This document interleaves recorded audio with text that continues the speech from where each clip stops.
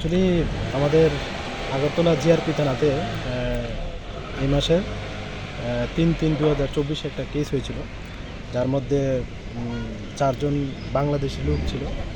তো এই কেসের ইনভেস্টিগেশনে দেখা গেছে যে যারা যারা তাদের বাংলাদেশে এপার ওপার করতে সাহায্য করেছিল তাদেরকে আমরা লিঙ্ক পার মতে অনেক দিন ধরে খুঁজছিলাম। সেই সময় আমাদের কলমছড়া থানার ওসি স্যারকেও মেসেজটা শেয়ার করেছি। তো সেই সুবাদে একজন রহিমপুরের প্রদীপ সরকার আছেন, উনিও ওইটার সঙ্গে যুক্ত আছেন। তো এই সুবাদেই আমরা আজকে তাকে ডিটেইন করেছি এবং ওই কেসে ইনভলভ হয়েছে।